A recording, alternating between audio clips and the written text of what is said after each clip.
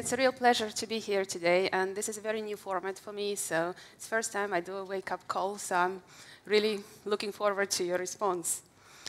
I chose the subject of human capital management and culture for this particular session because although culture is a buzzword, we're hearing about it, we're reading about it, but still our feeling is that not many investors are really taking the conversations about culture, about human capital management, seriously enough to take this to the boardrooms, to take this to the senior management, to discuss these issues.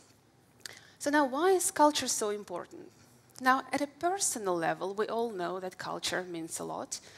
When we join a new company, the first thing we notice in the first week on the new job is the culture. Culture is something that makes our jobs more or less enjoyable, depending on the culture itself and also how we fit into that culture. Also, the culture is something that keeps us with the company for a long time. So now, if you're looking at it from the academic perspective, there's been a lot of academic research in the last 30-odd years about the subject of culture and the link of corporate culture to company performance. And there are some really strong studies, convincing, comprehensive studies, which suggest that companies who care about their culture, companies which take it really seriously and which really do well in looking after their human capital, actually outperform their competitors over medium and long term. Now, why is that? And the explanation, again, found in literature, in articles written on this subject, is because corporate culture is unique. You can replicate a business model. You can replicate a strategy. But it's the implementation of the business model, it's the delivery of that strategy that makes a difference between success and failure. And behind this delivery is the workforce, is the employees. So the culture is a very strong driver of corporate performance. Now, if I take away from the scientific approach and look at in purely non-scientific way at major corporate failures or major scandals in the last 30 years, again, it allows us to make a strong link between culture and performance. Looking at Enron and WorldCom, looking at the financial crisis and the banks, more recently, looking at accounting scandal at Toshiba, looking at VW, looking at Wells Fargo, recent issues at Samsung. All the analysis, retrospective and ongoing analysis, is pointing at serious failures in governance and culture. So with all this evidence on the table, why don't investors look more carefully at culture? Why don't investors question this more and more in their conversations with the boards? I think to me the answer is it's very difficult to actually get an insight on what corporate culture is like. To do so, you need to undertake a lot of additional research.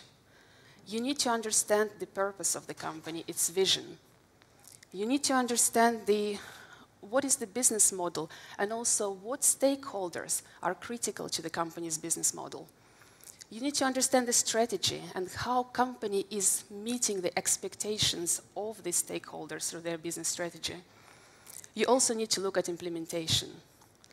And not many companies to this day are reporting very clearly and very meaningfully, very informatively on these matters.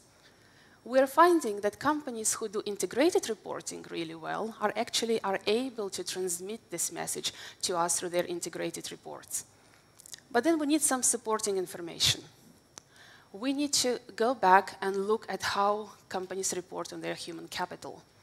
We need to understand the composition of the workforce.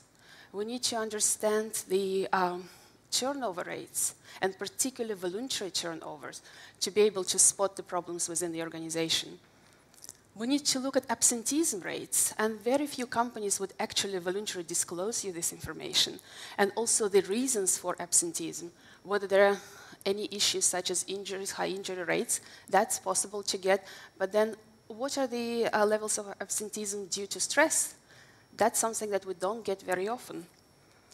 We're looking very carefully at engagement surveys, internal employee engagement surveys. And again, You get the range, but very few companies would tell you about the findings, the key findings of those surveys, and what is being done as a follow-up to those. And these all are very, very critical to be able to understand what's going on within the company. So even if we can get all of this information, there is one critical piece is still missing. And this is the proof. This is the feel, the real feel for what it is like within the organization. And the only way we can do it is really through communication with the companies, through our stewardship activities. So to get a real feel for the culture, we tend to meet with a lot of different representatives from within the company. We meet with the chairman and the non-executive directors. We aim to meet with the CEOs and CFOs. We try to meet with the representatives, other representatives below the senior management level, for example, head of sustainability, heads of control functions, heads of divisions. And this is all to ask very similar questions and to gauge on the consistency of the message that we are receiving from these different stakeholders. So what kind of questions would we ask when we meet with this with company representatives and want to get an better understanding of what the culture might be like? So firstly, these are unusual ones. This is something that the companies are not prepared. They don't put it in presentations. We ask for things such as, well, what behaviors do you feel you need for employees to be able to deliver on your strategy? What are these organizational characteristics that are key for you to make sure that you successfully implement what you tell us your ambition is? How are decisions being made within the company, not just at the top level, but also throughout the organization? What kind of mechanisms do you have? How are your employees empowered to bring forward new ideas, to raise concerns? How do you encourage right behaviors? Are you including them in your performance KPIs? Are you setting specific targets? Are there financial incentives that are encouraging right behaviors? And very crucially, how do you approach succession planning within your company? How do you look at, not just at the senior level where we can, where visibility is much higher, but how do you approach it throughout the organization? What is your approach to internal talent development? How do you promote diversity?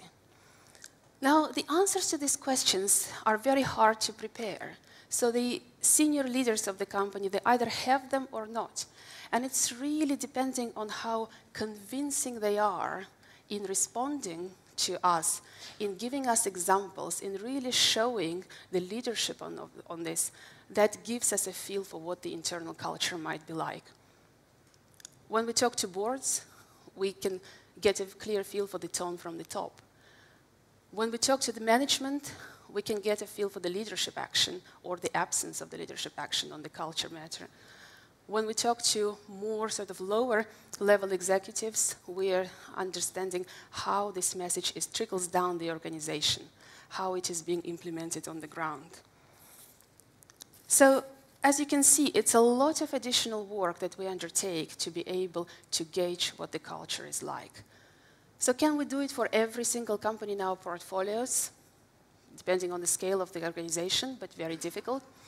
So where would we target, where I would recommend that you target these particular issues when you have conversations with companies? I think first and foremost, if you have long-term, high-conviction portfolios, the culture really matters.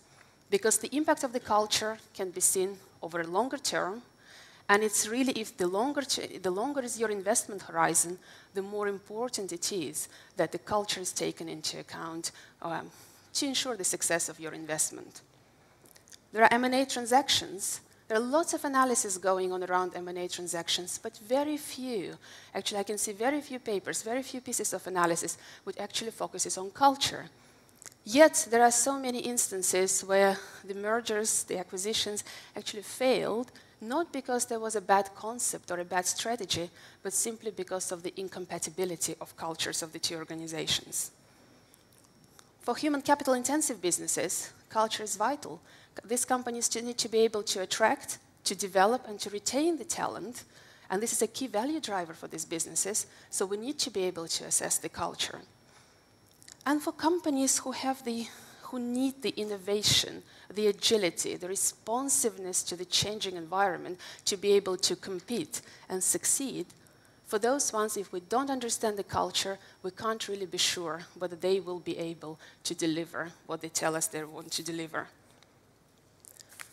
So culture is important, but when we discuss this with companies, I very often get this question. So what is a good culture? What is the right culture? How do we even judge what the culture should look like? And the thing is, I don't think there is such a thing as a good culture or the right culture in absolute terms. I think each company will develop their own culture. What is important for investors is that the culture is healthy and it is appropriate for the business.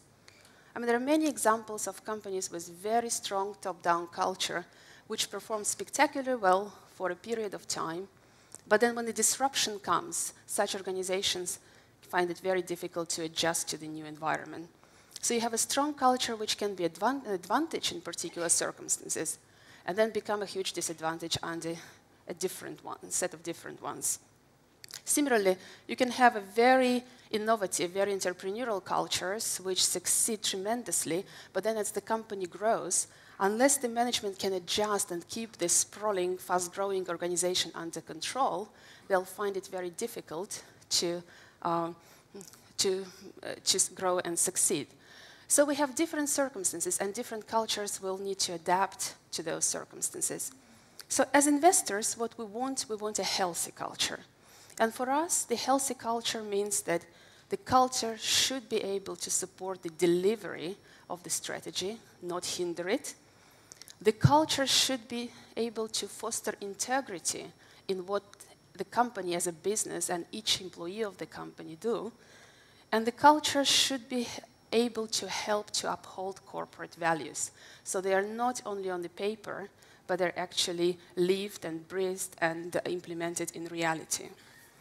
So this is really kind of the reason why I'm talking about this here, because for us, more and more investors need to be raising these questions, because board agendas are full. The management is busy with hundreds of things that come to their attention.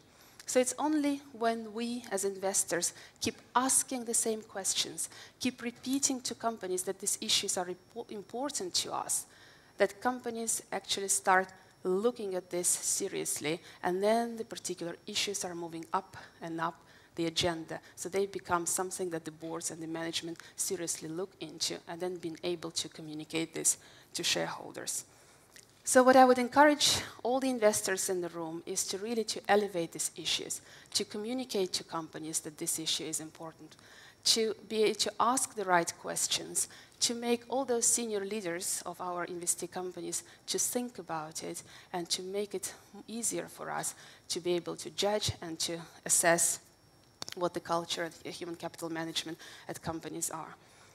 And the outcome of this, I suppose, is just better businesses that do the right thing, businesses that do not disappoint their shareholders, that do not destroy shareholder value. So ultimately, it's all for the success of our investments and for having good companies in our portfolios. Thank you.